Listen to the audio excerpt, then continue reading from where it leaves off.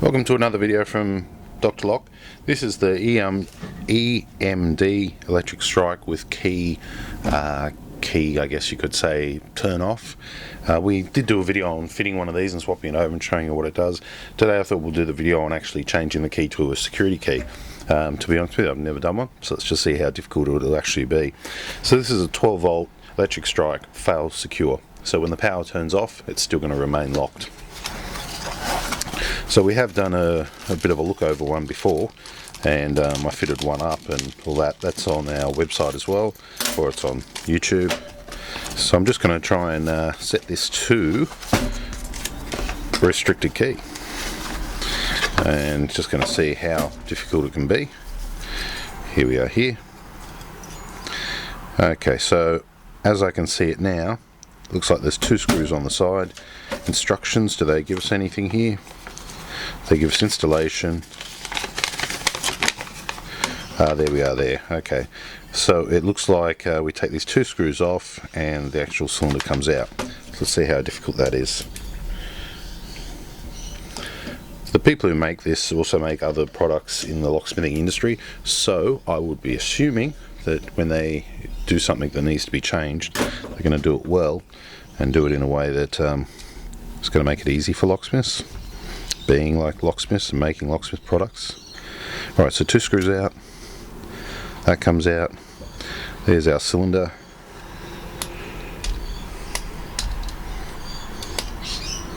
Can't get a grip on it.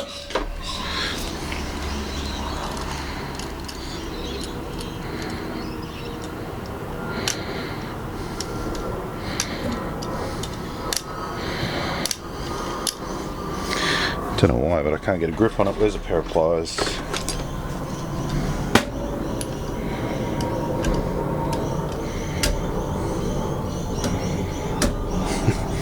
Just does not want to come out. Alright. Put the key in.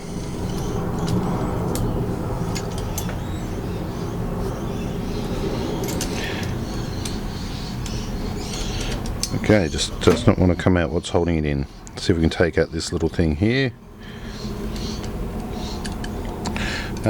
Nope. Won't come out. I mean, the cylinder's just sitting there, but something is retaining it. Okay, back to the instructions. Two screws out, and where's this pin here? It's number 1 pin. Down here with a little Allen key. Let's grab an Allen key. Is this the right one? Oh, look at that. This is the right one.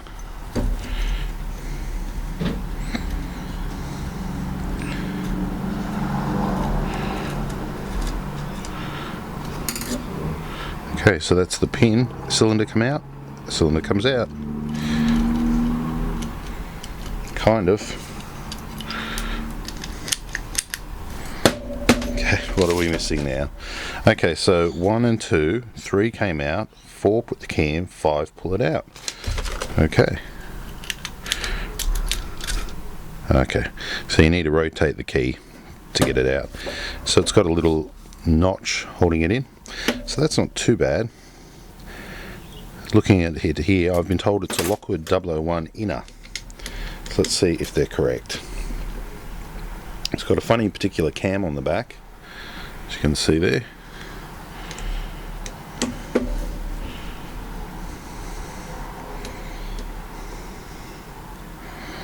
Okay, that's our cam off the back. Okay, we're going to need a follower. We're also going to need some pins. And I just so happen to have some pins right here. Okay, 6 pin keys. Are they using all 6 pins? Let's find out. Yes, they are. Using all 6 pins. Now that's a 001 inner, so I happen to have one here. Let's key it up.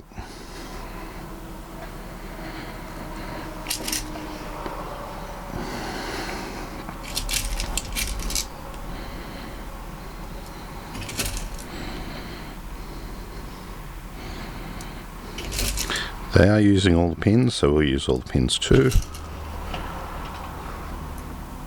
Okay, that's keyed up. Slide it back in. Pull the key out. No top pin issues there. The chambers are high enough, so that's good. Put our cam back on the back. So it wasn't too hard to get apart, considering I didn't even really read the instructions till I had to. Okay, that's tight. That's tight. Okay, sliding this one back in. So it does have a little lunk here, which means it needs to go to the 3 o'clock position, as you can see there. 3 o'clock position, turn it back, turn it up. That's moving. Our little indicator's moving. Our cylinder retaining Allen key pin type screw to hold into the chamber. Just put that in there nice and tight. Put the cap back on the top.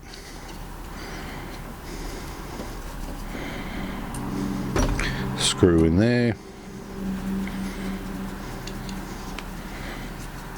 Nice and tight. Next screw there. And there we have it. We've gone from a standard key to a restrictor key. Red, green, red, green. Okay, so that's it. So basically in the green situation, when you apply power to this, it'll release. I'll quickly give you a demo of that. I've got a battery here.